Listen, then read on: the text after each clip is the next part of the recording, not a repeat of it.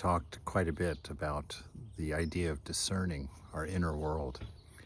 And one of the things that the scriptures say, and Sri Ramakrishna for certain, that the unchanging alone is real, that which changes is not real.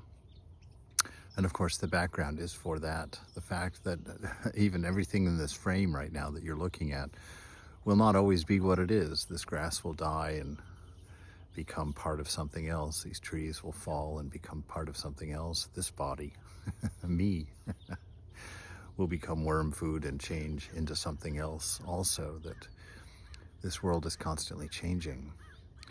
And so often, up until this point in my life, I've been looking for that absolute unchanging within myself. And I remember doing a video for all of you that talked about this fact that we are that unchanging light of awareness, that light of love and wisdom, and we express it, or not even express it. We allow it. We we dance according to the dreamer.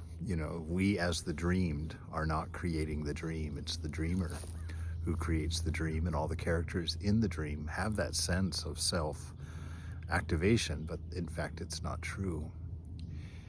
But I was always looking at it from the perspective of trying to find that unchanging as being a quest for God or for the divine.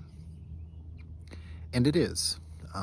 But it falls very much in line with that idea that thou art that, that not my ego self, not the part of me that believes it to be actuated within this dream. That's not real.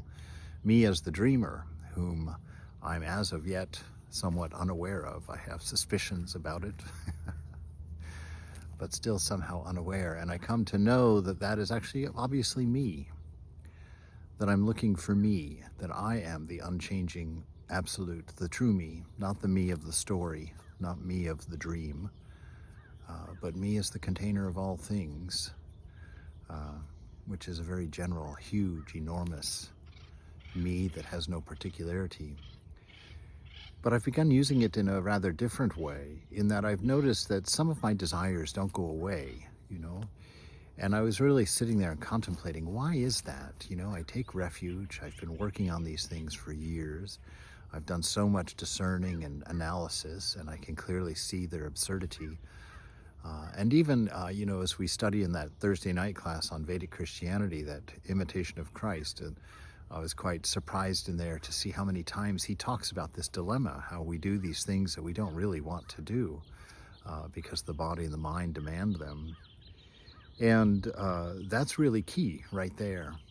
The reason that it's so hard to let go of them, and I've really seen this in myself, and it's hard to say out loud really, is because I believe they define me. I'm attached. We use that word, and because it's a religious word, and because I use it all the time, I think that I become tempered from its meaning. That identity is key here, and that I should understand these are not my desires. I have no desires. I am the Spirit, infinite, ever free, ever blissful. All desires arise from finite things, things that are limited, things that change. And a lot of those desires come because of that change, right? Because we lose something, or because we develop something, because we see something, that these desires come forward. And I have found that it's and I've tried it only for the last few days, to identify not with desires and attributes, but when I catch a desire, I'm careful not to describe it as my desire. And instead of letting it ruminate or keep spinning in my mind, which is what happens when you stay identified with it, when you really do think it's your desire that you have to overcome, when you take that space, you're destined to fight.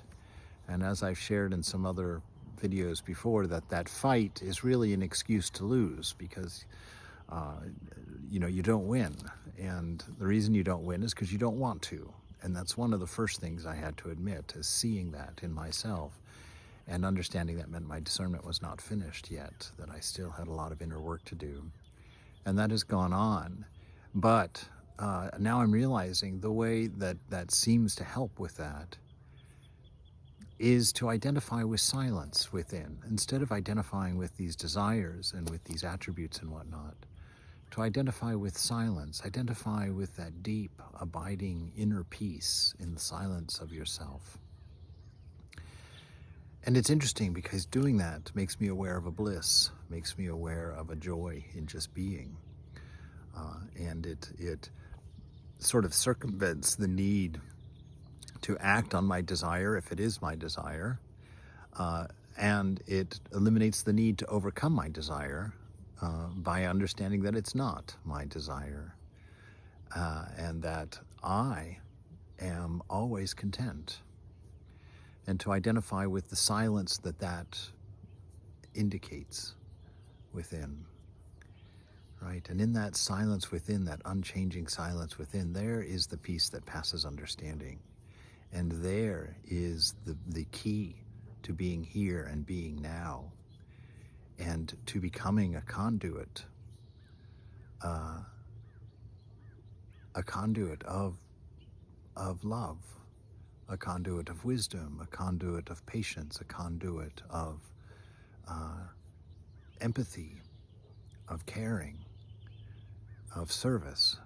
All of that comes out of the real you as inspiration, not as action or grabbing or attaining, but as an expression, as a reflection of that divine nature that all of us have within and are trying to